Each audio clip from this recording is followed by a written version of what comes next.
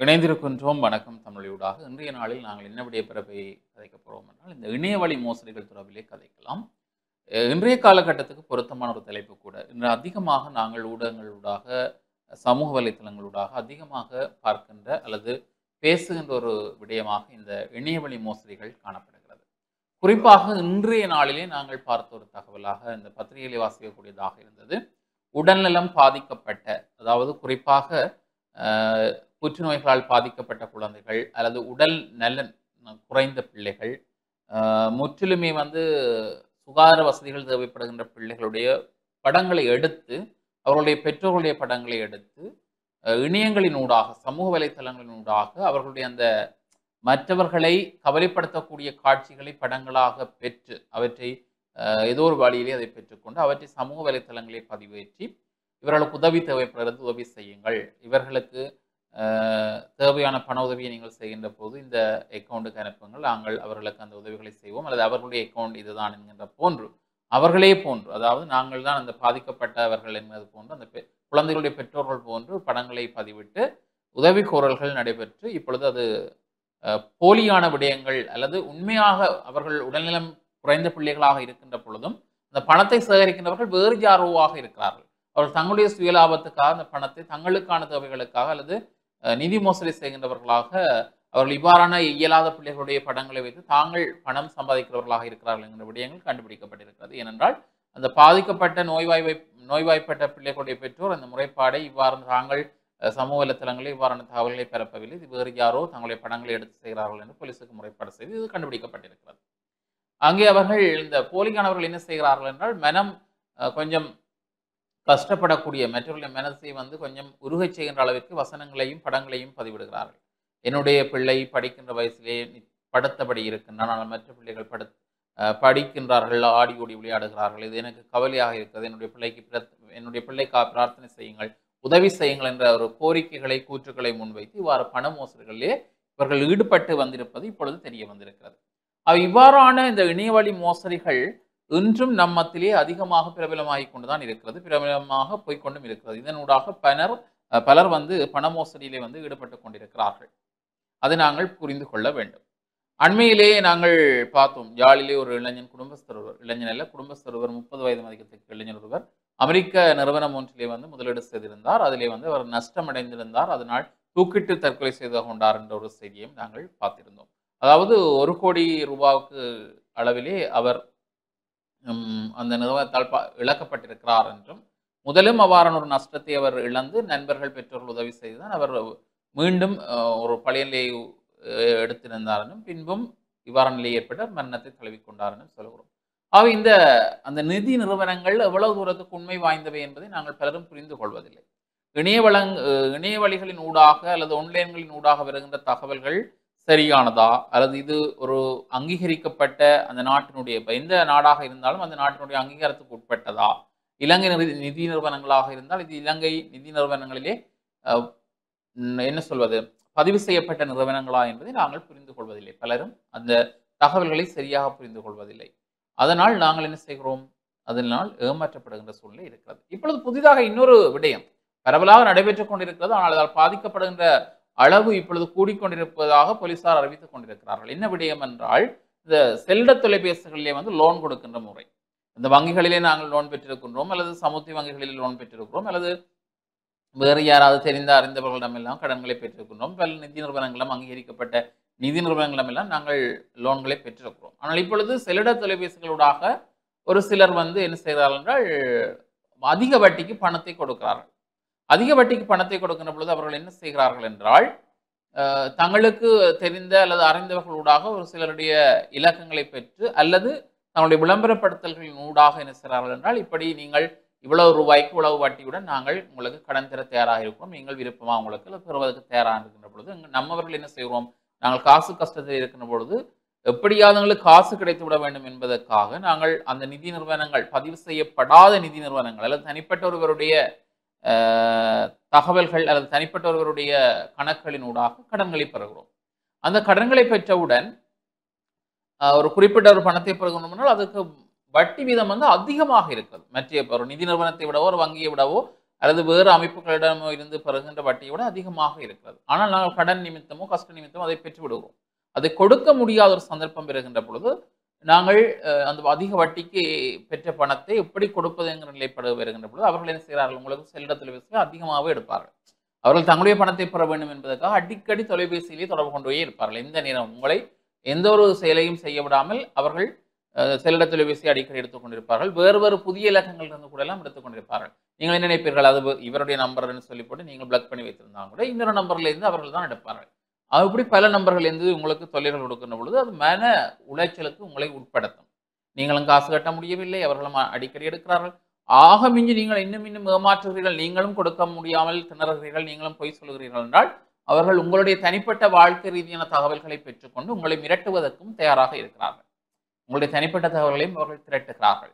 அதன் பின்பு உங்களை இவ்வாறெல்லாம் சொல்லி இப்படி நீங்கள் செய்தீர்கள், இப்படி செய்வோம், பணத்தை கொண்டு வா என்று மிரட்டுகின்ற பொழுது நீங்களும் மன உளைச்சலுக்கு ஆளாகி அடுத்த கட்டம் என்ன செய்கிறோம்? தற்கொலை ரீதியிலான விடயங்களுக்கு முயற்சி செய்யக்கூடிய ஒரு சூழ்நிலையை அது உருவாக்கி விடுகிறது. இவ்வாறு இன்று இணைய வழிகளினூடாக நாங்கள் மோசடிகளிலே அம்பட வேண்டிய ஒரு அதாவது மோசடியிலே அகப்படுகின்ற ஒரு சூழல் ஏற்படுகிறது. அதனால் தான் இப்பொழுது போலீசார் சொல்கிறார்கள், நீங்கள் கடன் பெறுவதாக இருந்தாலும் சரி, அல்லது யாரிடம் உதவி பெறுவதாக இருந்தாலும் சரி, அவை அங்கீகரிக்கப்பட்டவையா, இலங்கை சட்ட திட்டத்துக்கு உட்பட்ட நிதி நிறுவனங்களா, நீங்கள் பிறப்புன்ற கடன் அது உங்களுக்கு எப்படியான ஒரு நிதி நிறுவனமாக அது அமைந்திருக்கிறது, அது போலியானதா, உண்மையானதா, அங்கீகாரம் பெற்றதா, அது நம்பகத்தன்மை மிகுந்ததா என்பதை நீங்கள் புரிந்து கொள்ள வேண்டும். அதே மாதிரி சில இடங்களில் நாங்கள் அறிந்த தகவல், நீங்கள் இப்பொழுது 2000 ரூபாய் போட்டால் நாங்கள் எங்களுடைய நிறுவனத்திலே வட்டியும் சேர்த்து உங்களுக்கு பணமாக தருகிறோம், அது எங்களுடைய நிறுவனத்திலே முதலீடு செய்திருக்கிறோம்னு சொல்லி காசை கொடுக்கிறார்கள். இப்போ 2000 போட்டால் ஒரு மாதம் 3000 கொடுப்பார்கள். அடுத்த முறை நீங்கள் 3000 போடுகின்ற பொழுது ஒரு 5000 கொடுப்பார்கள். நாங்கள் என்ன செய்கிறோம்? ஆகா, 3000 போட்டால் 5000 இருக்குது, சும்மா வீட்டில் இருக்க வேண்டும் சொல்லி சந்தோஷத்தில் என்ன செய்கிறோம்? அவர்கள் கேட்க இப்பொழுது 3000 தொடங்கிய பணம் 30,000 3 லட்சமாக அவர்கள் 5 லட்சம் போடுவார்கள். ஒரு இறுதி கட்டத்திலே ஒரு 10 லட்சம் என்று வைத்துக் கொள்வேன். 10 லட்சம் நாங்கள் போட்டால் அந்த 10 லட்சத்துடன் அந்த நிதி நிறுவனத்துடைய தகவலும் இருக்காது, அதனுடைய தொடர்புகளும் இருக்காது, உங்களுடைய பணமும் ஏமாற்றப்பட்டுவிடும். நாங்கள் காசுக்கு ஆசைப்பட்டு நாங்கள் எங்களுக்கு சந்தோஷமா இருக்கும், மற்றவர்கள் சொல்ல செய்வோம். ஏனென்றால் ஒரு வருஷமோ 2 வருஷமோ அது பணம் தொடர்ச்சியாக வந்து கொண்டிருக்கும். நாங்கள் என்ன நினைப்போம்? ஆக நம்பிக்கையான ஒரு நிறுவனம், வீட்டில் இருக்க 3000க்கு 5000 அடுத்த மாதம் வருது, மேல லாபம், கொள்ள லாபம் 3 லட்சத்துக்கு 10 லட்சம் வருதுன்னு சொல்லி அடுத்த முறை 20 லட்சத்தை போட அந்த 20 லட்சத்தோடு அவர்கள் பறந்துடுவார்கள். அவர்களுக்கு இப்படி பலருடன் அந்த தொடர்புகள் இருக்கும். அதனால் அவர்களுக்கு நட்டம் இல்லை, எங்களுக்கு தான் நட்டம். அதை பலரும் புரியாமல் நாங்கள் காசுகளுக்கு ஆசைப்பட்டு இன்று எங்களுடைய உண்மையாக அவர்கள் போட்ட காசை எஞ்சத்தவர்கள் எடுத்துட்டு போயிடுவார்கள். நாங்கள் அதனால் பாதிக்கப்படுவது நாங்களாகத்தான் இருக்கிறோம், இல்லையா கார்த்திகாயன்? உங்களுடைய கருத்து என்ன? நிச்சயமாக தான். குறிப்பாக இந்த மாதிரியான விடயங்கள்ல அதிகம் பாதிக்கப்பட போகிறவர்கள் யார் அப்படின்னு சொன்னால், அதிலும் இந்த போலியான உதவிகளை கோரிக்கொண்டு பொதுமக்களிடமிருந்து பணங்களை அபகரிப்பதனால் உண்மையில் பாதிக்கப்படுபவர்கள், உண்மையிலேயே நிதி நிலைமையில் பின்தங்கி இருப்பவர்கள், உண்மையிலேயே அப்படியான ஒரு தேவை இருப்பவர்கள், வைத்திய செலவிற்காகவோ கல்வி செலவிற்காகவோ அப்படி ஒரு தேவை இருப்பவர்கள் உண்மையில் பாதிக்கப்பட போகிற தரப்பாக இருப்பார்கள். அதையும் தாண்டி பொதுமக்கள் ஒரு விஷயத்தில் சரியான தெளிவாக இருக்க வேண்டும். எங்களுடைய நாட்டை பொறுத்தவரை, இலங்கையை பொறுத்தவரையிலும் இந்த இலவசமா ஒரு தொகை பணத்தை தாரத்துக்கோ, இலவசமா ஒரு பெருமதி மிக்க ஐபோனா இருக்கட்டும், அல்ல அதையும் தாண்டி ஒரு சில பெருமதி மிக்க பொருட்களை தார அளவிற்கு எந்த ஒரு நிறுவனங்களும் இன்னமும் அப்படியான ஒரு வாடிக்கையாளர் சேவையை வழங்கவில்லை அப்படி என்ற ஒரு உண்மை தன்மையை புரிந்து கொள்ள வேண்டும். அப்படியும் இருக்கிறது என்று சொன்னால், இந்த தேசிய லொத்தர் சபை போன்ற அங்கீகரிக்கப்பட்ட ஒரு சில நிறுவனங்கள் மட்டும்தான் இந்த லொத்தர் சம்பந்தப்பட்ட சேவைகளை வழங்கி கொண்டிருக்கிறார்களே தவிர, அதை தாண்டி தீபாவளிக்கு ஒரு வாடிக்கையாளர்களுக்கு அதிர்ஷ்ட லாபம் காத்திருக்கிறது, வரப்போகின்ற புது வருடத்தை முன்னிட்டு ஒரு அதிர்ஷ்ட லாபம் காத்திருக்கிறது, கிறிஸ்துமஸை முன்னிட்டு ஒரு அதிர்ஷ்ட லாபம் காத்திருக்கிறது, இப்படி என்று தேவையில்லாத லிங்குகளை நீங்கள் கிளிக் செய்வதன் மூலம் உங்களுடைய தனிப்பட்ட அந்த பிரைவசி அப்படி என்ற ஒரு விஷயம், உங்களுடைய போன்ல இருக்கக்கூடிய உங்கள் சம்பந்தப்பட்ட இந்த தரவுகள் என்பது களவு போவதற்கான சந்தர்ப்பங்கள் அதிகமாக இருக்கிறது அப்படி என்ற ஒரு தெளிவு பொதுமக்களுக்கு இருக்க வேண்டும். இன்னைக்கு நாங்கள் எங்களுடைய வேலைகளை எல்லாம் இலகுவாக்குவதற்கோ அல்லது இந்த தொடர்பாடல் சாதனங்களை அதிகமாக பயன்படுத்தி கொண்டிருக்கின்ற பொழுது அது சார்ந்த விழிப்புணர்வை பெற்றுக்கொள்ள வேண்டிய அடிப்படை பொறுப்பு எங்களிடம்தான் இருக்கிறது. அதையெல்லாம் தவிர்த்து விட்டு அந்த பொறுப்புகள், அது என்ன, இது இதனால் என்ன பாதிப்பு வரும் அப்படி என்ற விஷயங்களை எல்லாம் நாங்கள் தெரிந்து கொள்ளாமல் ஒரு பண மோசடி இடம்பெற்றதற்கு பிறகோ அல்லது ஒரு பெருந்தொகையான நிதியை நாங்கள் இழந்ததுக்கு பிறகு அல்லது எங்களுடைய பர்சனல் டேட்டாஸ், எங்களோட ஃபோனில் இருக்கக்கூடிய எங்களோட பர்சனல் டேட்டா எல்லாம் இழந்ததுக்கு பிறகு ஒரு குறிப்பிட்ட பேங்க்ல பிழை சொல்லியோ அல்லது அரசாங்கத்திட்ட பிழை சொல்லியோ அது எதுவுமே ஆகாது. ஒரு ஒரு வங்கி கணக்கை அதுவும் நாங்கள் வந்து இன்னைக்கு முன்ன முன்ன காலத்திலே எல்லாம் என்ன அந்த பேங்க் புத்தகம் இருந்தால் தான், குறிப்பாக சேமிப்பு கணக்கில் பேங்க் புத்தகம் இருந்தால் தான் நாங்கள் போய் பணத்தை எடுக்க முடியும் எங்களோட வங்கி கணக்குல இருந்து. ஆனால் இன்றைக்கு அதுக்கு பிறகு இந்த டெபிட் கார்டு கிரெடிட் கார்டு அப்படின்ற ஒரு ஃபெசிலிட்டி வந்துச்சு. அதுக்கு பிறகு இப்போ நாங்கள் டெபிட் கார்டு கிரெடிட் கார்டு இல்லாட்டியுமே பணத்தை எடுத்துக்கொள்ளக்கூடியதற்கான வசதி வாய்ப்புகள் வந்துடுது. அப்போ நாளாக நாளாக எப்படி வசதி வாய்ப்புகள் அதிகரித்து கொண்டு போகுதோ அதுக்கு ஏற்ற மாதிரி அந்த வசதி வாய்ப்புகளை பயன்படுத்தி கொண்டு மக்களிடமிருந்து எப்படி பணத்தை பறிக்கலாம் அப்படின்னு நினைக்கக்கூடிய ஒரு குழு இயங்கி கொண்டு தான் இருக்கும். ஏன்னா இப்போ சராசரியா எங்களுக்கு எப்படி நாங்கள் இன்னொரு ஒரு வேலையை செய்து கொண்டு இன்னொரு வேலையை செய்து எப்படி எங்களோட வருமானத்தை உழைக்கலாம் என்று நாங்கள் எங்களுக்கு பண தேவை அதிகரித்திருக்கிறதோ அதே மாதிரி இந்த களவு செய்யக்கூடியவர்களுக்கும் பண தேவை என்பது அதிகரித்து தான் இருக்கிறது. அப்ப இது தொடர்பான விழிப்புணர்வு முதலில் பொதுமக்களுக்கு அவசியமாக இருக்கிறது. ஒரு போனுக்கு வரக்கூடிய ஓடிபியை இன்னொருவரிடம் பகிர்ந்து கொள்ளக்கூடாது என்பது ஒரு டெபிட் கார்டு அல்லது கிரெடிட் கார்டு வைத்திருக்கக்கூடிய ஒரு மனிதருக்கு சராசரியா இருக்கக்கூடிய ஒரு அடிப்படை அறிவாகத்தான் அது இருக்கிறது. ஆனால் நாங்கள் என்ன 50,000 ரூபாய் காசு வருது, 60,000 ரூபாய் காசு வருது அப்படின்றதுக்காண்டி என்ன செய்யறோம், அந்த ஓடிபியை நாங்கள் இன்னொரு நபரிடம் பகிர்ந்து கொள்றோம். இதனால வரக்கூடிய 50,000 60,000 தாண்டி அதை விட பெருமதியான பணத்தொகையை நாங்கள் இழக்க வேண்டிய சூழ்நிலை ஏற்படுது. இது தொடர்பான அடிப்படை அறிவு முதல்ல பொதுமக்களுக்கு இருக்கணும். அதை விட்டுட்டு நாங்கள் போய் அதிகாரிகள் மீதும் பேங்க் ஒரு குறிப்பிட்ட வங்கி மீதும் அரசாங்கத்தின் மீதும் இப்படியான பிழைகளை எல்லாம் அரசாங்கம் அனுமதிக்கிறது அப்படின்னு சொல்லி கொண்டு இருக்க முடியாது.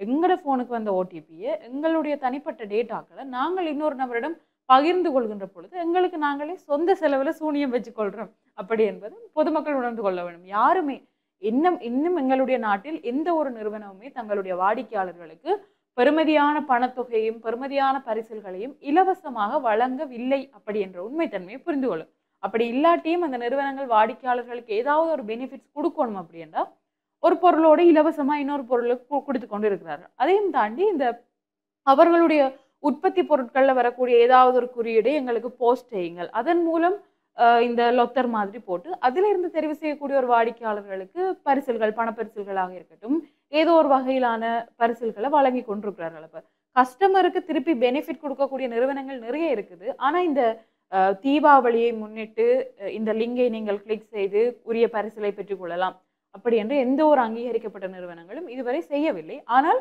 அங்கீகரிக்கப்பட்ட நிறுவனங்களுடைய பெயரை பயன்படுத்தி கொண்டு பல இந்த களவு வேலைகள் செய்பவர்கள் வந்து அதை பயன்படுத்தி கொள்கிறார்கள். அப்ப இது தொடர்ச்சியாக எங்களுக்கு நாங்கள் இதுவரை இந்த தொலைபேசி அப்படி என்பது சமூக வலைத்தளங்கள் அப்படி என்பது அதிகரித்திருக்கிற காலப்பகுதியில் இதுவும் அதிகரித்திருக்கக்கூடிய ஒரு விஷயமாக தான் இருக்குது. இந்த இப்படியான பரிசில் வழங்கக்கூடிய அதையும் தாண்டி இந்த சமூக வலைத்தளங்களில் அதிகம் இருப்பவர்கள் வந்து இப்ப சமூக வலைத்தளங்கள் என்பது வெறுமனே நாங்கள் யாரோ ஒருவருடைய பதிவுகளை பார்ப்பதற்காக மட்டுமல்ல, போஸ்ட் அவை போடுற ஸ்டோரிஸை பார்க்கறதுக்காக மட்டுமல்ல, அதுல இந்த மெசேஞ்சர்ஸ் நாங்கள் இன்னொரு நபர்களுடன் மெசேஜ் செய்து இன்னொரு நபர்களுடன் தொடர்பு கொள்ளக்கூடியதற்கான ஃபெசிலிட்டிஸும் இந்த சோசியல் மீடியாவில் இருக்குது அப்படின்றக்குள்ள இதையுமே பயன்படுத்தி கொள்கிறார்கள் ஒரு சில கும்பல்கள். இப்போ வீடியோ கால் உங்களுக்கு தெரியாத ஒரு ஐடியில இருந்து அது ஒரு உறுதிப்பட்ட ஐடியா இருந்தா கூட அதுல இருந்து உங்களுக்கு திடீரென்று ஒரு வீடியோ காலோ ஒரு கோலோ வருது அப்படின்னு சொன்னால் உடனடியாக அதை ஆன்சர் பண்ணாதீர்கள்.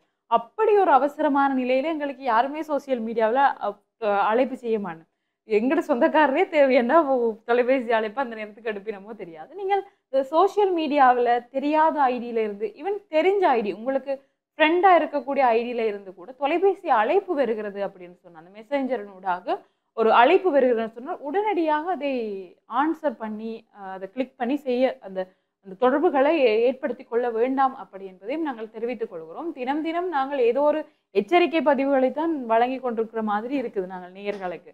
மழை வந்தாலும் சரி, சமூக வலைதளங்கள் சரி, இணைய மோசடி சரி, ஆனால் பொதுவில் இதுதான் சமூகத்தில் நடக்கக்கூடிய விஷயமாக இருக்கிறது. இது பற்றிய விழிப்புணர்வை பொதுமக்கள் எந்த அளவிற்கு தெரிந்து கொள்ள வேண்டும் அப்படின்னு நினைப்பதை விட ஒரு ஊடகம் சார்ந்து பொதுமக்களுக்கு தெரியப்படுத்த வேண்டிய ஒரு கடப்பாடு எங்களுக்கும் இருக்கிறது. அதனால்தான் இந்த விடயங்களை தினமும் இந்த தலைப்பு பகுதியை ஒரு பயனுள்ள பகுதியாகவும் இப்படியான தகவல்களை உங்களுடன் பகிர்ந்து கொள்ளக்கூடியதற்காகவும் இந்த பகுதியை பயன்படுத்தி கொள்கிறோம் அப்படி என்பதும் பொதுமக்கள் தெரிந்து கொள்ள வேண்டிய விஷயமாக இருக்கிறது. ஆக இணைய மோசடி தொடர்பாக ஏனைய தரப்பினர் குற்றம் சாட்டுவதை விட நாங்கள் பாதுகாப்பு எங்களுடைய தரவுகளை பாதுகாப்பாக வைத்திருப்போம் அப்படி என்பதுதான் இன்றைய தலைப்பு பகுதியில் நாங்கள் சொல்லக்கூடிய விஷயமாக இருக்குது. உண்மையிலே ஆகவே நாங்களே விழிப்புடன் இருக்க வேண்டிய ஒரு காலகட்டமாக இருக்கிறது. ஆகவே இது தொடர்பாக விழிப்புடன் இருங்கள் என்று சொல்லிக்கொண்டு நாங்களும் நிகழ்ச்சியிலிருந்து விடைபெற போன்றோம். மற்றும் ஒரு நிகழ்ச்சியாக சந்திக்கும் விடைபெற நாங்கள் என்று நம்முடன் குணம் துஷ்யந்தன் மற்றும் கார்த்தியாயினி. நன்றி நேயர்களே. நன்றி.